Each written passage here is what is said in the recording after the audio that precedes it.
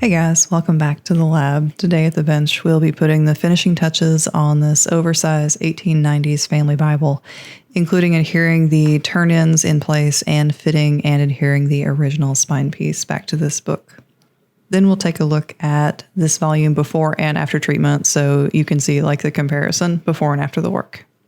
So I start out by checking to see that the original board leather has actually adhered. In the last episode, I glued that down, and so I'm just running my fingernail along it to make sure that it's stuck, because gaps up under mean that area is liable to fail. People can accidentally get their fingernails up under it when they're handling it, so I like to check and make sure that it is stuck firmly in place. So now I get some press boards to prop up the cover of the book as I work on the turn-ins. And as you can see, there's a little piece of fuzz or something stuck in the adhesive, so I don't really like that. I want it gone. And so this original inside joint, what I'm doing is I'm just flexing it back into place. Sometimes it'll bow when the book is kind of freshly relined and the boards are back on, but I just go through with my fingers and gently kind of pat it or flex it back into place, and it tends to relax after a little while. So now I'm going to take the long fibered paper that I've toned out. These turn-ins are the new material, and I'm going to fit them into place and then trim them with my Olfa and with my tungsten scissors.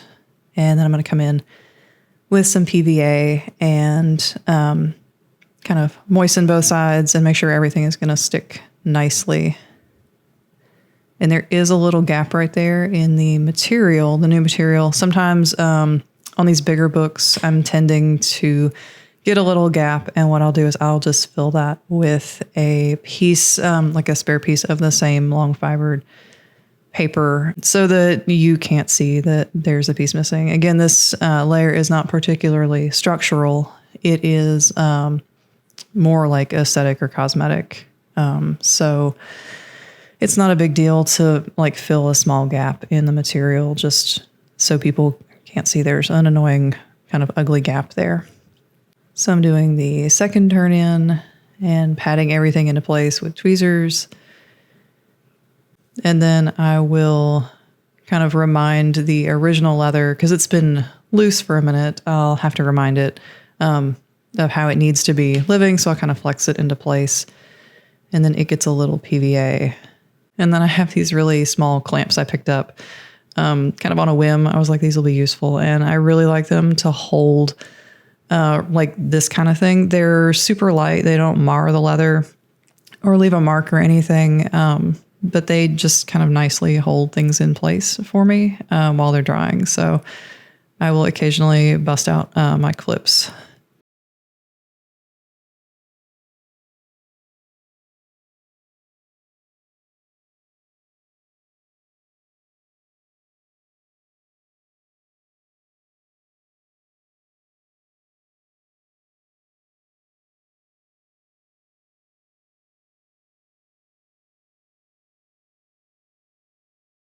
And that leather actually projected a little bit past the board edge. And I didn't want to, again, to like hang a fingernail on it. So I just trimmed that piece of leather off with my scissors.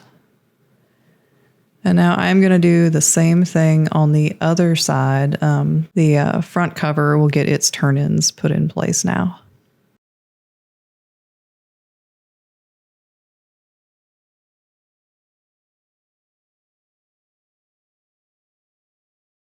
So again, I will just trim and then apply PVA and pat into place with tweezers, clean up any excess adhesive. Give the first layer time to dry and then re-adhere down the original leather turn-in.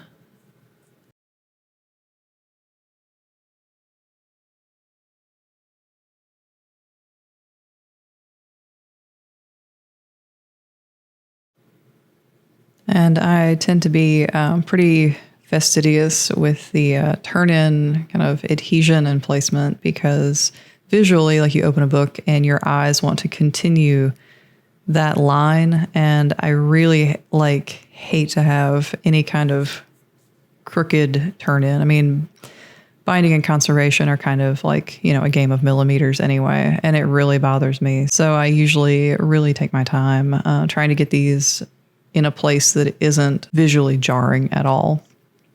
And again, taking my time with the adhesive cleanup because I don't like the dried adhesive line look. So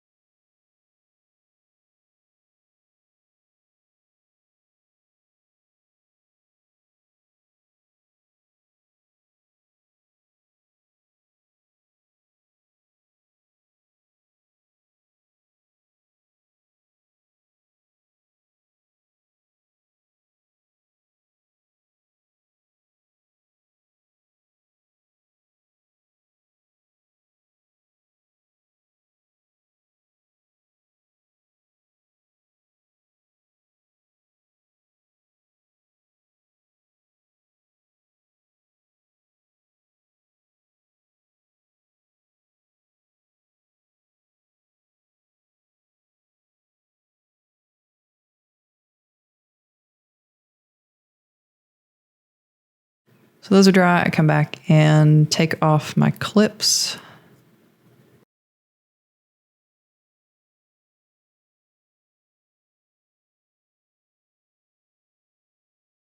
All right, so now it's time to fit the original spine leather on this book, like the spine piece. And so I clamp it because it's so big to get it back in the press. And then I take the original spine piece that was such a pain to pare down and make thin and usable.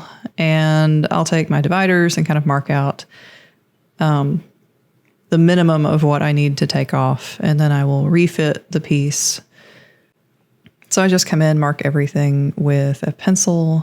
And what I like to do when I'm fitting original pieces is take off a minimum. I can always take off more, but I can't put any back. So you'll see me really take my time, make sure things are look square. That's important. And that this material that I'm trimming off does not extend into that joint where the material moves when the book opens and closes. Like when the covers open and close, I can't have anything in that area.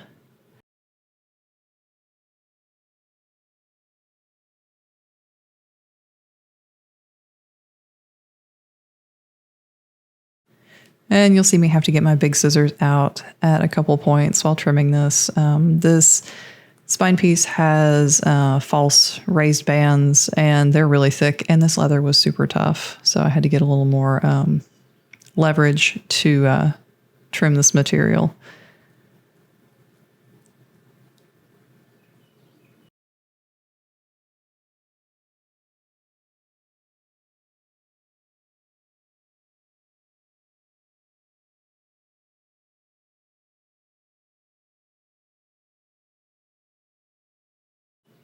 And this is just to kind of square up this side. It looked a little wonky, a little too much material. So I'm just going to take off another, I don't know, a couple millimeters and make it look square on the book.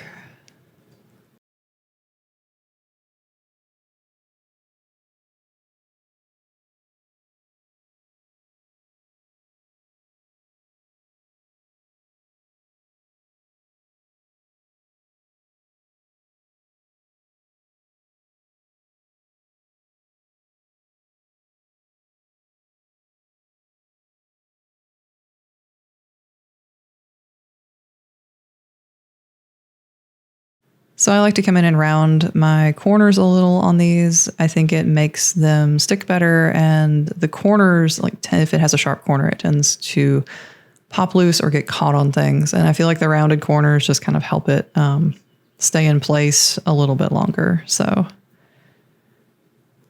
I have sealed the back of this already with Clucel in a previous episode, the episode where I paired this spine piece. Is when I went ahead and hit the back with the consolidant. So I'm just going to consolidate the rest of this piece real quick and let it dry before I apply the water-based adhesive to the back of this. And as I've said in previous episodes, this just helps to prevent the kind of bleed through or wicking of the water in the water-based adhesive, which can result in permanent darkening of leather, and it doesn't look great.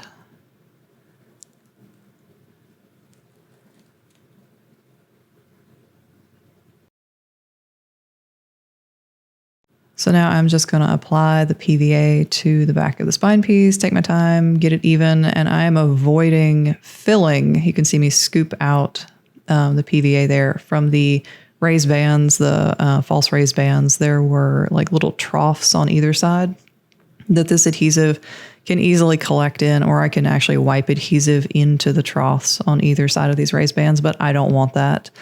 I would rather actually have non-adhesion in those parts than to have a bunch of adhesive, because kind of we know in the long term, adhesives have the ability, even though this is a synthetic and not an animal-based adhesive, it has the ability to, over time, do weird things and harden, and I just don't want to add a bunch of kind of sets of hard lines on this spine piece, because it's already going to, I don't want to say have a hard enough time sticking in the long term, but this is, like I said, it's a really, really tough, inflexible piece of leather as compared to many other original spine pieces I've worked on. This one really is notably pretty inflexible. And so I'm going to use my ace bandage to hold this in place where I want it on the book.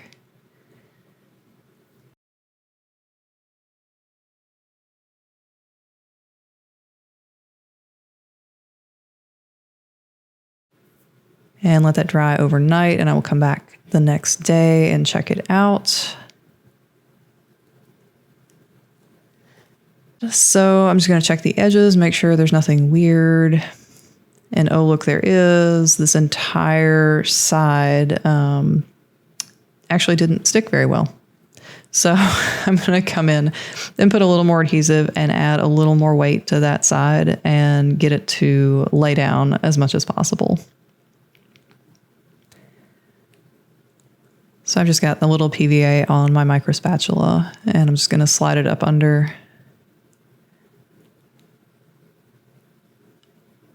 As you can see, there's actually a fairly large gap on that side where this leather just didn't adhere.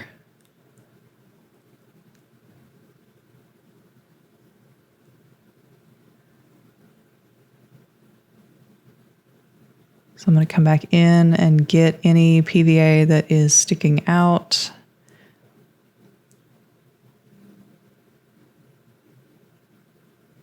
And then I'm going to try the ace bandage in a different direction and see if that helps any.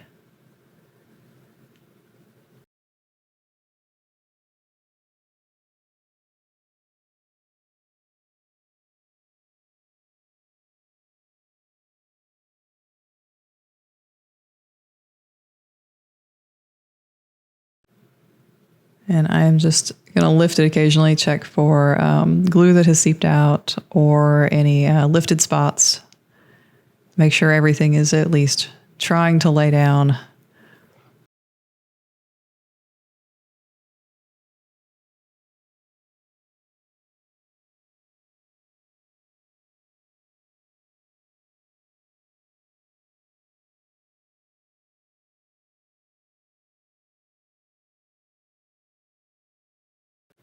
And then I leave that overnight and come back the next day and double check and make sure everything is stuck as well as it will be. And actually, it turned out really well. I was pretty pleased with it.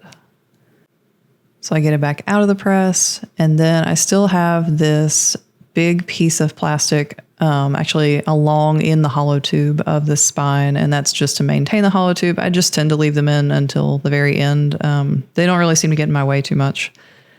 So I just don't bother until I'm done with the book.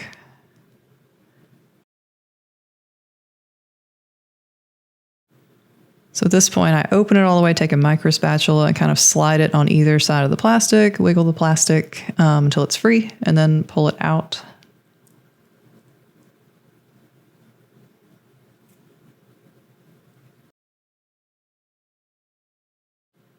And so this is a look at this book before I started working on it, before treatment. So this is how it arrived to me with that in-band. Remember, this book was actually not really lined. It just had these really tall in-bands with a lot of fabric. So it's completely pulled loose. And this book desperately, because it's so big, needs linings. And there's a little in-band damage. And that actually, I didn't mess with that. I just let it stay put because the fabric on the in-bands bled, that color bled. And as you can see, this back cover is only held on by a thread, so that had to be addressed as well.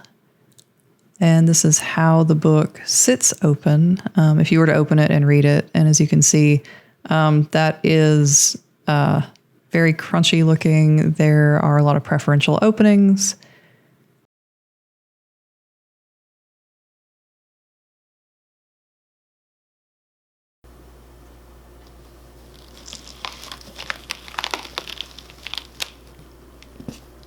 And if you'll remember, that's how the book sounds originally when you closed it, made horrible noises.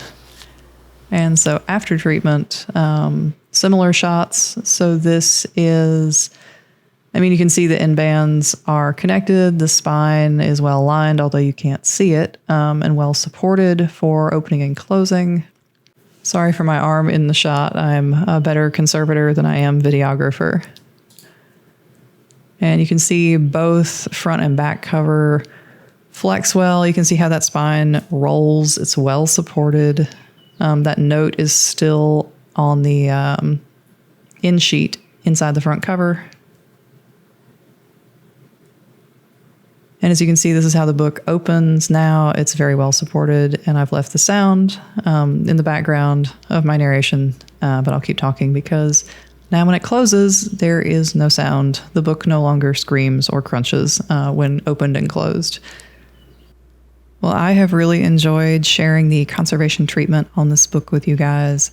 It was a lot of work, but I'm very pleased with the results, and so was the client. So thanks for tuning in to see it finished.